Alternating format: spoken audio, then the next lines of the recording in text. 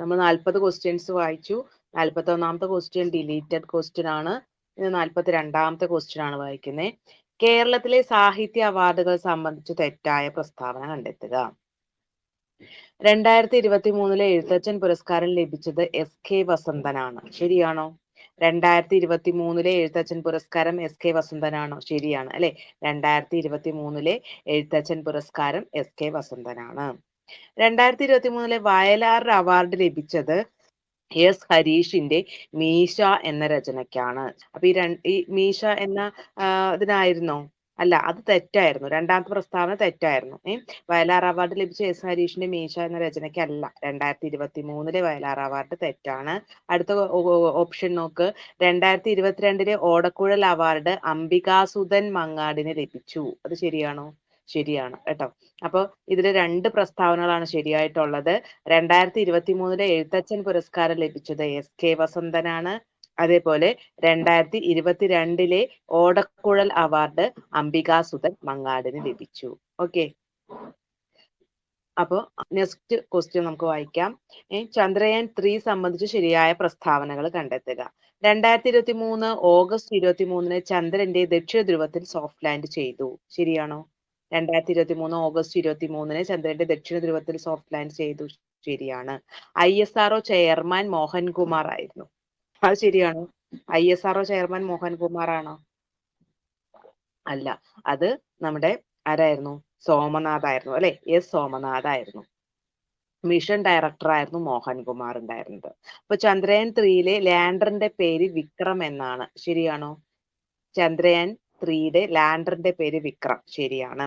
ചന്ദ്രയാൻ 3 മൊത്തം ചെലവ് 615 കോടിയായിരുന്നു. ശരിയാണോ? ശരിയാണ് കേട്ടോ. അപ്പൊ എന്തൊക്കെയാണ് അതിൽ ശരിയായ പ്രസ്താവനകള്? 2023 ഓഗസ്റ്റ് 23 ചന്ദ്രന്റെ ദക്ഷിണ ധ്രുവത്തിൽ സോഫ്റ്റ് ലാൻഡ് ചെയ്തു അല്ലെ. അപ്പൊ ചന്ദ്രയാൻ 3 വിക്ഷേപിച്ച ഡേറ്റ് ഒന്ന് ഓർത്തു വെക്കണം. 2023 ജൂലൈ 14 അല്ലെ. 2023 ജൂലൈ 14 വിക്ഷേപിച്ചു. 2023 ഓഗസ്റ്റ് 5 ചന്ദ്രന്റെ ഭ്രമണപഥത്തിലേക്ക് കടന്നു. 2023 ഓഗസ്റ്റ് 23 ചന്ദ്രന്റെ ദക്ഷിണ ധ്രുവത്തിൽ സോഫ്റ്റ് ലാൻഡ് ചെയ്തു അല്ലെ. ISRO ചെയർമാൻ ആരായിരുന്നു ചോദിച്ചാൽ ആരാ? ISRO ചെയർമാൻ ആരായിരുന്നു? സോമനാഥ് ആയിരുന്നു. അതുപോലെ മിഷൻ ഡയറക്ടർ മോഹൻകുമാർ ആയിരുന്നു അല്ലെ. മോഹൻകുമാർ ആയിരുന്നു. ചെലവ് ദാ പറഞ്ഞിട്ടുണ്ട് 615 കോടി രൂപയായിരുന്നു അല്ലെ. 615 കോടി രൂപയായിരുന്നു. കേരളത്തിന്റെ തനതായ നൃത്ത കലാരൂപം ഏതാണെന്ന് അടുത്ത ക്വസ്റ്റ്യൻ ആണ്. കേരളത്തിന്റെ തനതായ നൃത്ത കലാരൂപം എന്നാണ്. അപ്പൊ കഥകളിയാണോ വരിക? കഥകളിയാണോ വരിക? നൃത്തകല എന്ന് പറയുമ്പോൾ മോഹിനിയാട്ടാണ് കേട്ടോ. മോഹിനിയാട്ടം. ഭരതനാട്യം തമിഴ്നാടിന്റെ ദേശീയ കലാരൂപമാണ്. അപ്പൊ കേരളത്തിന്റെ തനതായ നൃത്തരൂപം ഏതാണെന്ന് ചോദിച്ചാൽ അത് മോഹിനിയാട്ടാണ്. അത് തന്നെ കേരളത്തിന്റെ തനതായ കലാരൂപം മാത്രമാണ് ചോദ്യമെങ്കിൽ ഏതാണ്? അത് കഥകളിയാണ് കേട്ടോ. കഥകളിയാണ്. ഓക്കെ. അപ്പം ഭരതനാട്യം തമിഴ്നാടിന്റെ തനതായ നൃത്തരൂപമാണ്. അതുപോലെ കുച്ചിപ്പുടി ഏത് സംസ്ഥാനത്തിന്റെ സംസ്ഥാന നൃത്തമാണ്? കുച്ചിപ്പുടി ആന്ധ്രാപ്രദേശിന്റെ ആണ് കേട്ടോ. കുച്ചിപ്പുടി ആന്ധ്രാപ്രദേശ്. മോഹിനിയാട്ടം കേരളം, ഭരതനാട്യം തമിഴ്നാട്, കുച്ചിപ്പുടി ആന്ധ്രാപ്രദേശിന്റെ സംസ്ഥാന നൃത്തമാണ്. ഓക്കെ. അമ്മ എന്ന നോവൽ എഴുതിയത് ആരാണ്? അമ്മ എന്ന നോവൽ എഴുതിയത് ആരാണ്? അമ്മ എന്ന നോവൽ എഴുതിയത് ആരാണ്? മാക്സിം ഗോർക്കിയാണ് അല്ലെ. മാക്സിം ഗോർക്കിയാണ് അമ്മ എന്ന നോവൽ എഴുതിയത്. അടുത്ത ക്വസ്റ്റ്യൻ 46ാമത്തെ ക്വസ്റ്റ്യൻ ഡിലീറ്റഡ് ആണ്. നെക്സ്റ്റ് ക്വസ്റ്റ്യൻ വായിക്കാം. ദേശീയ തലത്തിൽ ഭരണതലത്തിലും ഉദ്യോഗസ്ഥ തലത്തിലും രാഷ്ട്രീയ തലത്തിലും ഉള്ള അഴിമതി തടയുന്നതിന് രൂപം നൽകിയിരിക്കുന്ന സ്ഥാപനം ദേശീയ തലത്തിലാവുമ്പോഴേതാ? ലോക്പാലാണ് അല്ലെ. ലോക്പാലാണ്. ദേശീയ തലത്തിൽ ഭരണതലത്തിലും ഉദ്യോഗസ്ഥ തലത്തിലും രാഷ്ട്രീയ തലത്തിലുമുള്ള അഴിമതി തടയുന്നതിന് രൂപം നൽകിയിരിക്കുന്ന സ്ഥാപനമാണ് ലോക്പാൽ. 50ാമത്തെ സുപ്രീം കോടതി ചീഫ് ജസ്റ്റിസ് ആര്? 50ാമത്തെ ആണ് ചോദിച്ചത്. 50ാമത്തെ ആരാ? അതെ, DY ചന്ദ്രചൂഡ് അല്ലെ. 51ാമത്തെ ആളാരായിരുന്നു? 51ാമത്തെ ആളാരായിരുന്നു? അത് സഞ്ജീവ് ഖന്ന അല്ലെ. സഞ്ജീവ് ഖന്നയായിരുന്നു. ഇപ്പൊ 52ാമത്തെ ആളാണ് BR ഗവായി അല്ലെ. BR ഗവായി. ഓക്കെ. അപ്പോ ഇപ്പോ നിലവിലുള്ള സുപ്രീം കോടതി ജസ്റ്റിസ് ആരാണ്? BR ഗവായി അല്ലെ. ഭൂഷൺ രാമകൃഷ്ണ ഗവായ് അല്ലെ, ഭൂഷൺ രാമകൃഷ്ണ ഗവായ്. ഓക്കെ, ഇനി അടുത്ത ക്വസ്റ്റ്യനും ഡിലീറ്റഡ് ആണ്. നെക്സ്റ്റ് ക്വസ്റ്റ്യൻ വായിക്കാം. ഇന്ത്യയുടെ ദേശീയ കായിക വിനോദം. ഇന്ത്യയുടെ ദേശീയ കായിക വിനോദം ഏതാ? ഇന്ത്യയുടെ ദേശീയ കായിക വിനോദം ഹോക്കിയാണ്. അടുത്ത ക്വസ്റ്റ്യൻ, മനുഷ്യനെ ബഹിരാകാശത്ത് എത്തിക്കുന്ന ISROയുടെ ഗഗൻയാൻ പദ്ധതിക്ക് നേതൃത്വം നൽകിയത് ആര്? ഗഗൻയാൻ പദ്ധതിക്ക് ആരാ നേതൃത്വം നൽകിയേ? ഡോക്ടർ MS ഉണ്ണികൃഷ്ണൻ നായർ കേട്ടോ. ഡോക്ടർ MS ഉണ്ണികൃഷ്ണൻ നായരാണ്. മനുഷ്യനെ ബഹിരാകാശത്ത് എത്തിക്കുന്ന ISROയുടെ ഗഗൻയാൻ പദ്ധതിക്ക് നേതൃത്വം നൽകുന്നത് ആരാണ്? ഡോക്ടർ S ഉണ്ണികൃഷ്ണൻ നായരാണ്. 2023 സാമ്പത്തിക ശാസ്ത്രത്തിൽ നൊബേൽ സമ്മാനം ലഭിച്ചത് ആർക്കാണ്? 2023 സാമ്പത്തിക ശാസ്ത്രത്തിൽ നൊബേൽ സമ്മാനം ലഭിച്ചത് ആർക്കാ? ക്ലോഡിയ ഗോൾഡിനാണ് കേട്ടോ. ക്ലോഡിയ ഗോൾഡിനാണ് 2023 സാമ്പത്തിക ശാസ്ത്രത്തിൽ നൊബേൽ സമ്മാനം ലഭിച്ചത് ആർക്കാണ്? Claudia Goldin. ക്ലോഡിയ ഗോൾഡിനാണ്. അസ്ഥികൾക്ക് കാഠിന്യം നൽകുന്ന സംയുക്തം ഏതാണ്? അസ്ഥികൾക്ക് കാഠിന്യം നൽകുന്ന സംയുക്തം ഏതാണ്? Calcium phosphate. കാൽസ്യം ഫോസ്ഫേറ്റ് ആണ്. അസ്ഥികൾക്ക് കാഠിന്യം നൽകുന്ന സംയുക്തം കാൽസ്യം ഫോസ്ഫേറ്റ് ആണ്. ഒരു അസ്ഥി മറ്റൊന്നിൽ ഇരുദിശകളിലേക്കും തിരിയുന്ന സന്ധി ഏതാണ്? ഒരു അസ്ഥി മറ്റൊന്നിൽ ഇരുദിശകളിലേക്കും തിരിയുന്ന സന്ധി ഏതാണ്? ഇരുദിശകളിലേക്ക് മാത്രമേ തുറക്കാൻ പറ്റുള്ളൂ. അതേതാണ്? വിജാഗിരി സന്ധിയാണ് അല്ലെ. ഒരു അസ്ഥി മറ്റൊന്നിൽ ഇരുദിശകളിലേക്കും തിരിയുന്നത് അല്ലെ. ഇരുദിശകളിലേക്കും തിരിയുന്നത് ഏതാണ്? വിജാഗിരി സന്ധിയാണ് കേട്ടോ. C ആകൃതിയിലുള്ള തരുണാസ്ഥി വലയങ്ങൾ കാണപ്പെടുന്ന മനുഷ്യ ശരീര ഭാഗം എവിടെയാണെന്ന്? ഓപ്ഷൻസ് അവർ ഇങ്ങനെയാണ് തന്നിട്ടുള്ളത്. സന്ധി, ചെവി, ട്രക്കിയ, കോക്ലിയ എന്ന് തന്നിട്ടുണ്ട്. അപ്പൊ നമ്മുടെ ഈ ശ്വാസകോശ നാളം തന്നെയാണ് എന്ത്? ട്രക്കിയ കേട്ടോ. അപ്പൊ അവരതിന്റെ ഇംഗ്ലീഷ് നെയിമാ തന്നെന്ന് മാത്രമേ ഉള്ളൂ. C ആകൃതിയിലുള്ള തരുണാസ്ഥി വലയങ്ങൾ കാണപ്പെടുന്ന മനുഷ്യ ശരീര ഭാഗം ഏതാണ്? അത് ട്രക്കിയ, ശ്വാസകോശ നാളം. ഓക്കെ, അടുത്തത് ജീവിയും ശാസ്ത്രനാമവും തന്നിട്ടുണ്ട്. പൂച്ചയുടെ ശാസ്ത്രനാമം ഏതാണ്? പൂച്ച ഫെലിസ് ഡൊമസ്റ്റിക്കസ് എന്ന് കൊടുത്തിട്ടുണ്ട്. അത് ശരിയാണോ? ഫെലിസ് ഡൊമസ്റ്റിക്കസ് ശരിയാണോ? പൂച്ചയുടെ ശാസ്ത്രീയ നാമം ശരിയാണ് അല്ലെ. ഓക്കെ, അടുത്തത് കാക്കയുടെ കോർവസ് പ്ലെൻഡൻസ്. കോർവസ് പ്ലെൻഡൻസ് ശരിയാണ് കേട്ടോ. അപ്പൊ ഇത് രണ്ടുമാണ് ശരിയായ ഓപ്ഷൻസ് ഉണ്ടായിരുന്നത്. പൂച്ച ഫെലിസ് ഡൊമസ്റ്റിക്കസ്, അതുപോലെ കാക്ക കോർവസ് പ്ലെൻഡൻസ്. ഇനി നമ്മുടെ മയിലിനെ ഇവിടെ കൊടുത്തിട്ടുണ്ട്. മയിലിന്റെ ശാസ്ത്രീയ നാമം എന്താണെന്ന് പറഞ്ഞേ? മയില് പാവോ ക്രിസ്റ്റാറ്റസ് ആണ് അല്ലെ. പാവോ ക്രിസ്റ്റാറ്റസ് ആണ്. നായയുടെയോ? നായയുടെ എന്താണ്? കാനിസ് ഫെമിലിയാരിസ് അല്ലെ. കാനിസ് ഫെമിലിയാരിസ് ആണ്. ഓക്കെ, അപ്പൊ പൂച്ച ഫെലിസ് ഡൊമസ്റ്റിക്കസ്, അതുപോലെ നായ കാനിസ് ഫെമിലിയാരിസ്, കാക്ക കോർവസ് പ്ലെൻഡൻസ്, മയിൽ പാവോ ക്രിസ്റ്റാറ്റസ് അല്ലെ. പാവോ ക്രിസ്റ്റാറ്റസ്. അടുത്തത് ഹൃദയ അറകളും ജീവികളെയും തന്നിട്ടുണ്ട്. അടുത്ത ക്വസ്റ്റ്യൻ, പാറ്റയ്ക്ക് എത്ര ഹൃദയ അറകളാണുള്ളത്? പാറ്റയ്ക്ക് 13 13 ഹൃദയ അറകളാണുള്ളത് കേട്ടോ. 13 പല്ലിക്കാണെങ്കിലോ? പല്ലിയാണെങ്കിൽ പല്ലിയാണെങ്കിൽ 3 കേട്ടോ. പല്ലി 3 കറക്റ്റ് ആണ്. പക്ഷികൾക്കാണെങ്കിലോ? പക്ഷികൾക്കാണെങ്കിലോ 4 അല്ലെ. പക്ഷികൾക്ക് 4. മത്സ്യത്തിനാണ് 2 കേട്ടോ. മത്സ്യത്തിന് 2. ഓക്കെ, അപ്പൊ നമുക്ക് ഒന്നുകൂടി പറയാം. ഏറ്റവും കൂടുതൽ ഹൃദയ അറകളുള്ള ജീവി എന്ന് പറയുന്നത് പാറ്റയാണ്. 13 അല്ലെ. ഇനി മനുഷ്യൻ, സസ്തനികളായിട്ടുള്ളവ, അതിൽ തന്നെ മനുഷ്യൻ, പക്ഷികൾ, ചീങ്കണ്ണി, മുതല, ഇതിനൊക്കെ 4 അറകളാണ്. സസ്തനികൾക്ക് എല്ലാം 4 അറകളാണ്. അതിൽ തന്നെ എടുത്തു പറഞ്ഞിട്ടുള്ളതാണ് SCERT-യിലെ മനുഷ്യൻ, പക്ഷികൾ, അതുപോലെ ചീങ്കണ്ണി, മുതല. ഇനി ഉരഗങ്ങൾ അതിൽ വരുന്നതാണ് ഈ പല്ലി. ഓക്കെ, ഉരഗങ്ങൾ, അതുപോലെ ഉഭയജീവികൾ, ഇവയ്ക്കൊക്കെ 3 അറകളാണുള്ളത്. ഉരഗങ്ങൾ കേട്ടോ. ഉരഗങ്ങൾ അതായത് പാമ്പ്, പല്ലി, അങ്ങനത്തെ സാധനങ്ങൾ. അപ്പൊ ഉരഗങ്ങൾ, പല്ലി എന്നിവയ്ക്ക് 3. ഇനി മത്സ്യത്തിന് 2 അറ അല്ലെ. മത്സ്യത്തിന് 2 ആണ്. ഓക്കെ, ഇനി അടുത്ത ക്വസ്റ്റ്യൻ നോക്കാം. പ്ലാസ്റ്റിക് മലിനീകരണത്തെ തോൽപ്പിക്കുക എന്നത് ഏത് വർഷത്തെ പരിസ്ഥിതി ദിനത്തിന്റെ മുദ്രാവാക്യമാണ്, തീമാണ്? പ്ലാസ്റ്റിക് മലിനീകരണത്തെ തോൽപ്പിക്കുക എന്നത് 2023 ആയിരുന്നു കേട്ടോ. ബീറ്റ് പ്ലാസ്റ്റിക് പൊല്യൂഷൻ എന്നത് 2023 പരിസ്ഥിതി ദിനത്തിന്റെ തീമായിരുന്നു. അടുത്ത ക്വസ്റ്റ്യൻ, സങ്കര ഇനം തക്കാളി സങ്കര ഇനം തക്കാളി അല്ലാത്തത് ഏത്? ഓപ്ഷൻസ് വായിക്കാം. മുക്തി, അനഘ, അക്ഷയ, ഹരിത. ഇതിലേതാണ് സങ്കര ഇനം തക്കാളി അല്ലാത്തത്? ഏതാ? ഹരിത കേട്ടോ. മുക്തി, അനഘ, അക്ഷയ എന്നൊക്കെ പറഞ്ഞ തക്കാളി ഇനങ്ങളാണ്.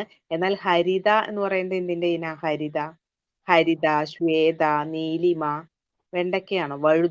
വഴുതനയാണ് കേട്ടോ. വഴുതനയാണ് ഹരിത, നീലിമ, ശ്വേത, അല്ലെ? ഇതെല്ലാം ഏതാണ്? വഴുതനയാണ്, വഴുതന. ഭാരത്തിന്റെ അടിസ്ഥാന SI യൂണിറ്റ് ഏതാണ്? ഭാരത്തിന്റെ അടിസ്ഥാന SI യൂണിറ്റ് ഏതാ? ഭാരത്തിന്റെ SI യൂണിറ്റ് ഏതാ? ഭാരം ന്യൂട്ടൺ എന്നാണ് ഇവിടെ കൊടുത്തിട്ടുള്ളത് കേട്ടോ. ന്യൂട്ടൺ. ഭാരത്തിന്റെ അടിസ്ഥാന SI യൂണിറ്റ് ന്യൂട്ടൺ. അതായത് തന്നിരിക്കുന്നതിൽ ന്യൂട്ടൺ ആണ്. കിലോഗ്രാം, ജൂൾ, ന്യൂട്ടൺ, പാസ്കൽ എന്നൊക്കെ തന്നിട്ടുണ്ട്. അപ്പൊ നമുക്കറിയാം കിലോഗ്രാം പിണ്ഡത്തിന്റെ അല്ലെ, മാസിന്റെ അടിസ്ഥാന യൂണിറ്റ് ആണ് കിലോഗ്രാം എന്ന് പറയുന്നത് അല്ലെ. SI യൂണിറ്റ് ആണ്. ഇവിടെ ഭാരത്തിന്റെ SI യൂണിറ്റ് ന്യൂട്ടൺ ആണ് കേട്ടോ. ന്യൂട്ടൺ എന്നാണ് ഒരു ഓപ്ഷനിൽ കൊടുത്തിരിക്കുന്നത്. ഓക്കെ. ഇനി 25 സെന്റിമീറ്റർ ഫോക്കൽ ദൂരമുള്ള ഒരു കോൺവെക്സ് ലെൻസിന്റെ പവർ എത്ര? 25 സെന്റിമീറ്റർ ഫോക്കൽ ദൂരമുള്ള ഒരു കോൺവെക്സ് ലെൻസിന്റെ പവർ എത്രയാ? 4 ഡയോപ്റ്റർ ആണ്. 4 ഡയോപ്റ്റർ കേട്ടോ. 25 സെന്റിമീറ്റർ ഫോക്കൽ ദൂരമുള്ള ഒരു കോൺവെക്സ് ലെൻസിന്റെ പവർ 4 ഡയോപ്റ്റർ ആണ്. 4 ഡയോപ്റ്റർ ആണ്. ഓക്കെ. അടുത്ത ക്വസ്റ്റ്യൻ ഡിലീറ്റഡ് ആണ്. അതിന്റെ നെക്സ്റ്റ് ക്വസ്റ്റ്യൻ വായിക്കാം. ഒരു കുതിരശക്തി എന്നത് ഡാഷ് വാട്ട് ആകുന്നു. ഒരു കുതിരശക്തി എന്ന് പറഞ്ഞാൽ എത്ര വാട്ടാ? ഒരു കുതിരശക്തി എന്നത് എത്ര വാട്ടാണ്? 746 കേട്ടോ. ഒരു കുതിരശക്തി, അതായത് ഒരു HP എന്ന് പറയുന്നത് 746 വാട്ടാണ്. ഹൈഡ്രജൻ കണ്ടുപിടിച്ചത് ആരാണ്? ഹൈഡ്രജൻ കണ്ടുപിടിച്ചത് ആരാണ്? ഹൈഡ്രജൻ കണ്ടുപിടിച്ചത് ആരാ? ഹെൻറി കാവൻഡിഷ് കേട്ടോ. ഹെൻറി കാവൻഡിഷ് ആണ്. ഹൈഡ്രജൻ കണ്ടുപിടിച്ച ഹെൻറി കാവൻഡിഷ് ആണ്. എന്നാൽ ഹൈഡ്രജൻ ആ പേര് കൊടുത്തത് ആരാണ്? അതാരാണ്? അത് ആരാണ്? ലാവോസിയാണ് അല്ലെ. ലാവോസിയാണ്. ഓക്കെ. അപ്പോ നിലവിലെ ISRO ചെയർമാൻ ഇപ്പൊ മാറിയിട്ടുണ്ട് അല്ലെ. നിലവിലെ ISRO ചെയർമാൻ ആരാണ്? ആരാണ്? വി നാരായണനാണ്. വി നാരായണനാണ് അല്ലെ. ചന്ദ്രയാൻ 3 ദൗത്യത്തിന്റെ ഭാഗമായ റോവറിന്റെ പേര് ചോദിച്ചിരിക്കുന്നു. ചന്ദ്രയാൻ 3 ദൗത്യത്തിന്റെ ഭാഗമായ റോവറിന്റെ പേര് പ്രഗ്യാൻ. പ്രഗ്യാൻ. സംസ്ഥാന സർക്കാർ ആരംഭിച്ച ജീവിതശൈലി രോഗനിയന്ത്രണ പദ്ധതിയുടെ പേരെന്ത്? സംസ്ഥാന സർക്കാർ ആരംഭിച്ച ജീവിതശൈലി രോഗനിയന്ത്രണ പദ്ധതിയുടെ പേര് എന്താ? അമൃതം ആരോഗ്യം. അമൃതം ആരോഗ്യമാണ് കേട്ടോ. അമൃതം ആരോഗ്യമാണ്. സംസ്ഥാന സർക്കാർ ആരംഭിച്ച ജീവിതശൈലി രോഗനിയന്ത്രണ പദ്ധതിയുടെ പേരെന്താ? അമൃതം ആരോഗ്യം. വായുവിലൂടെ പകരുന്ന രോഗവുമായി ബന്ധപ്പെട്ട് ചുവടെ നൽകിയിരിക്കുന്നവയിലെ ശരിയായ ജോഡികൾ തിരഞ്ഞെടുക്കുക. Chicken pox, cholera. ഇത് വായുവിലൂടെ പകരുന്നതാണോ? ചിക്കൻ പോക്സ് ഓക്കെ, വായുവിലൂടെയാണ്. കോളറയോ? കോളറ മലിനമായ ജലത്തിലൂടെയും ആഹാരത്തിലൂടെയാണ്. അപ്പൊ അത് തെറ്റാണ്. ഇനി കോളറ, ചിക്കൻ ഗുനിയ എന്ന് തന്നിട്ടുണ്ട്. കോളറ വീണ്ടും വന്നതുകൊണ്ട് അതും തെറ്റാണ്. ഇനി ക്ഷയം, ചിക്കൻ പോക്സ്. ഇതൊന്ന് ആലോചിച്ച് നോക്ക്. ക്ഷയം, ചിക്കൻ പോക്സ് വായുവിലൂടെയാണോ പകരുന്നത്? ആണ് അല്ലെ. ക്ഷയം പകരുന്നതും വായുവിലൂടെയാണ്. Chicken pox പകരുന്നതും വായുവിലൂടെയാണ്. അപ്പൊ അതാണ് ശരിയായ ഓപ്ഷൻ അല്ലെ. ക്ഷയം, ചിക്കൻ പോക്സ്. അപ്പൊ വായുവിലൂടെ പകരുന്ന രോഗങ്ങൾ നമുക്കറിയാലോ. എന്തൊക്കെയായിരുന്നു വായുവിലൂടെ പകരുന്ന രോഗങ്ങൾ? എന്തൊക്കെയാ? COVID-19 വായുവിലൂടെ പകരുന്നതാണ്. അത് സമ്പർക്കത്തിലൂടെയാണ് കേട്ടോ. രണ്ടും ഓർത്തു വെക്കുക. വായുവിലൂടെ പകരുന്നു, ഒപ്പം തന്നെ അത് സമ്പർക്കം മുഖേന പകരുന്ന ഒരു രോഗം കൂടിയാണ് COVID-19 അല്ലെ. അതുപോലെ നമ്മുടെ ചിക്കൻ പോക്സ് വായുവിലൂടെയാണ്. അതുപോലെ ജലദോഷം അല്ലെ. ജലദോഷം. അതുപോലെ കുറെ ഇൻഫ്ലുവൻസ ഫീവർ രോഗങ്ങളൊക്കെ വായുവിലൂടെയാണ് പകരുന്നത്. ക്ഷയം വായുവിലൂടെയാണ് പകരുന്നത് അല്ലെ. ഓക്കെ. ഇനി നമുക്ക് മലിനമായ ജലം, ആഹാരം എന്നിവയിലൂടെ പകരുന്ന രോഗങ്ങളാണ് കോളറ, ടൈഫോയിഡ്. മലിനമായ ജലം, ആഹാരം, കോളറ, ടൈഫോയിഡ്. ഇനി മറ്റു ജീവികൾ മുഖാന്തരം പകരുന്നതാണ് അല്ലെ? കൊതുക് മുഖേന പകരുന്ന രോഗങ്ങളാണ് ഏതൊക്കെയാ? ചിക്കൻ ഗുനിയ, മന്ത്, ഡെങ്കിപ്പനി അല്ലെ? ഇങ്ങനത്തേതൊക്കെ അതുപോലെ മലേറിയ ഇതെല്ലാം കൊതുക് വഴി പകരുന്ന രോഗങ്ങളാണ് അല്ലെ? ഡെങ്കിപ്പനി, ചിക്കൻ ഗുനിയ, അതുപോലെ മന്ത്, വേറെ ഒരെണ്ണം കൂടി ഞാൻ പറഞ്ഞല്ലോ മലേറിയ അല്ലെ? മലേറിയ. ഓക്കെ. അടുത്ത ക്വസ്റ്റ്യൻ നോക്കാം. സിറോഫ് താലിമിയ എന്ന രോഗം ഉണ്ടാകുന്നത് ഏത് വിറ്റാമിന്റെ തുടർച്ചയായ അഭാവം മൂലമാണ് സിറോഫ് താലിമിയ? ആ, വിറ്റാമിൻ എ അല്ലെ? വിറ്റാമിൻ എയുടെ തുടർച്ചയായ അഭാവം മൂലം കോർണിയ വരണ്ട് അതാര്യമാകുന്നത് കേട്ടോ. കോർണിയ വരണ്ട് അതാര്യമാകുന്ന രോഗമാണ് എന്ത്? സിറോഫ് താലിമിയ കേട്ടോ. ലെൻസ് അതാര്യമാകുന്നതോ? ആ, അത് തിമിരാണ് കേട്ടോ. തിമിരാണ്. ഓക്കെ. കോർണിയ വരണ്ട അതാര്യമാകുന്നതെന്ന് ചോദിച്ചാൽ സിറോഫ്താൽമിയ. അത് എ എന്ന് പറയുന്ന വിറ്റാമിന്റെ അഭാവം. A2 എന്ന് പറഞ്ഞാൽ കുറച്ചും കൂടി കറക്റ്റ് ആണ് അല്ലെ? ഇനി അതുപോലെ വേറെ നമ്മുടെ തിമിരം എന്ന് പറഞ്ഞാൽ ലെൻസ് അധാര്യമാകുന്ന രോഗമാണ് അല്ലെ? ലെൻസ് അധാര്യമാകുന്ന രോഗമാണ്. ഇനി കേന്ദ്ര സർക്കാരിന് കീഴിൽ ആയുഷ് മന്ത്രാലയം രൂപീകരിച്ചതെന്ന്? കേന്ദ്ര സർക്കാരിന് കീഴിൽ ആയുഷ് മന്ത്രാലയം രൂപീകരിച്ചതെന്ന്? എന്നാണ്? 2014 നവംബർ 9-നായിരുന്നു കേട്ടോ. കേന്ദ്ര സർക്കാരിന് കീഴിൽ ആയുഷ് മന്ത്രാലയം രൂപീകരിച്ചത് എന്നായിരുന്നു? 2014 നവംബർ 9. നവംബർ 9. ഗ്ലോക്കോമ ശരീരത്തിന്റെ ഏത് അവയവത്തെയാണ് ബാധിക്കുന്നത്? ഗ്ലോക്കോമ ബാധിക്കുന്നത് അത് കണ്ണുകളെയാണ് കേട്ടോ. ഗ്ലോക്കോമ അല്ലെ? നമ്മുടെ അക്വസ് ദ്രവത്തില് മർദ്ദം കൂടുന്ന ഒരു സംഭവമാണ് അല്ലെ? മർദ്ദം കൂടി ഉണ്ടാകുന്ന ഒരു രോഗമാണ് എന്ത്? ഗ്ലോക്കോമ. പ്രഷർ കൂടിയിട്ട്. ഓക്കെ. ഇനി ഇന്ത്യൻ ഹരിത വിപ്ലവത്തിന്റെ പിതാവായ MS സ്വാമിനാഥൻ അന്തരിച്ച ഡേറ്റ്? ഇന്ത്യൻ ഹരിത വിപ്ലവത്തിന്റെ പിതാവായ MS സ്വാമിനാഥൻ അന്തരിച്ചത് എന്നാ? 2023 സെപ്റ്റംബർ 28 കേട്ടോ. 2023 സെപ്റ്റംബർ 28-നാണ് അല്ലെ? ഈ സെപ്റ്റംബർ 28-ന് തന്നെയായിരുന്നു വേറൊരു സംഭവം നടന്നേ അല്ലെ? അതെന്താ? നമ്മുടെ ഈ നാരി ശക്തി വന്ദൻ അധിനിയം പാർലമെന്റില് അവതരിപ്പിച്ച ദിവസം കൂടിയാണ് അല്ലെ? സെപ്റ്റംബർ 28 എന്ന് പറയുന്നത്. ഓക്കെ. അപ്പൊ 2023 സെപ്റ്റംബർ 28-നായിരുന്നു MS സ്വാമിനാഥൻ അന്തരിച്ചത്. ചുവടെ കൊടുത്തിരിക്കുന്നവയില് വൈറസ് രോഗം അല്ലാത്തത് ഏത്? എലിപ്പനി, ചിക്കൻ ഗുനിയ, എയ്ഡ്സ്, ഡെങ്കിപ്പനി. ഏതായിരിക്കും? അപ്പൊ നമ്മൾ ഇത് പഠിച്ചു വെക്കുമ്പോൾ പഠിക്കുന്നുണ്ട്. ഒരു പനി അല്ലാത്തതെല്ലാം വൈറസ് രോഗാണെന്ന് പഠിച്ചിട്ടുണ്ട് അല്ലെ? അപ്പൊ ഈ എലിപ്പനി എന്ന് പറയുന്നത് ഒരു ബാക്ടീരിയൽ ഡിസീസ് ആണ് അല്ലെ? എലിപ്പനി ബാക്ടീരിയ ആണ്. ഓക്കെ. അപ്പൊ ചിക്കൻ ഗുനിയ, എയ്ഡ്സ്, ഡെങ്കിപ്പനി ഇതൊക്കെ വൈറസ് രോഗങ്ങളാണ് അല്ലെ? വൈറസ് രോഗങ്ങളാണ്. എലിപ്പനി എന്ന് പറയുന്നത് ഒരു ബാക്ടീരിയൽ ഡിസീസ് ആണ്. താഴെ പറയുന്നവയിൽ ജീവിതശൈലി രോഗങ്ങളിൽ പെടാത്തത് ഏത്? അമിത രക്തസമ്മർദ്ദം, പക്ഷാഘാതം, ഫാറ്റി ലിവർ, മലേറിയ. ഏതാ ജീവിതശൈലി രോഗം അല്ലാത്തത്? ആ ഒന്നുകൂടി ശ്രദ്ധിച്ചു നോക്ക്. അമിത രക്തസമ്മർദ്ദം, പക്ഷാഘാതം, ഫാറ്റി ലിവർ, മലേറിയ. മലേറിയ പരത്തുന്നത് കൊതുക് മുഖാന്തരാണ്. അതൊരു അതുപോലെ തന്നെ ഒരു പ്രോട്ടോസോവ രോഗം കൂടിയാണ് മലേറിയ അല്ലെ? പ്രോട്ടോസോവയാണ് ഇതിന് കാരണം മലേറിയക്ക്. പിന്നെ അത് പരത്തുന്നത് കൊതുക് വഴിയാണ്. എന്നാല് ഈ അമിത രക്തസമ്മർദ്ദം, പക്ഷാഘാതം, ഫാറ്റി ലിവർ എന്നൊക്കെ പറയുന്നത് ജീവിതശൈലി രോഗങ്ങളിൽ പെട്ടതാണ് കേട്ടോ. അമിത രക്തസമ്മർദ്ദം, പക്ഷാഘാതം, ഫാറ്റി ലിവർ, ഇനി വേറെയുണ്ട് എന്താ? അതിരോസ്ക്ലീറോസിസ്, അതുപോലെ ഹൃദയാഘാതം. ഇത്രയും രോഗങ്ങളൊക്കെ എന്താണ്? അതിരോസ്ക്ലീറോസിസ്, അതുപോലെ ആർത്രൈറ്റിസ് കേട്ടോ. ഈ സന്ധിവാതം എന്ന് പറയുന്ന ആർത്രൈറ്റിസ് ഉണ്ടല്ലോ, ഇതെല്ലാം ജീവിതശൈലി രോഗങ്ങളാണ്. ഓക്കെ. ഏതൊക്കെയാ? അമിത രക്തസമ്മർദ്ദം, പക്ഷാഘാതം, ഹൃദയാഘാതം, അതുപോലെ ഫാറ്റി ലിവർ, അതിരോസ്ക്ലീറോസിസ്, ആർത്രൈറ്റിസ്, ക്യാൻസറിനെയും ഒരു ജീവിതശൈലി രോഗമായിട്ടാണ് കൊടുത്തിട്ടുള്ളത് കേട്ടോ. ക്യാൻസർ. അടുത്ത ക്വസ്റ്റ്യൻ നോക്കാം. മാനസിക രോഗ വിമുക്തരായവരുടെ പുനരധിവാസത്തിനായിട്ടുള്ള സർക്കാർ പുനരധിവാസ പദ്ധതി. മാനസിക രോഗ വിമുക്തരായവരുടെ പുനരധിവാസം. അത് സ്നേഹക്കൂടാണ് കേട്ടോ. സ്നേഹക്കൂടാണ്. മാനസിക രോഗ വിമുക്തരുടെ പുനരധിവാസത്തിനായുള്ള സർക്കാരിന്റെ പുനരധിവാസ പദ്ധതിയാണ് എന്ത്? സ്നേഹക്കൂട് കേട്ടോ. സ്നേഹക്കൂട്. ഓക്കെ. ഇനി കൊറോണ വൈറസ് വകഭേദമായ ഒമിക്രോൺ ആദ്യമായിട്ട് റിപ്പോർട്ട് ചെയ്തത് എവിടെ?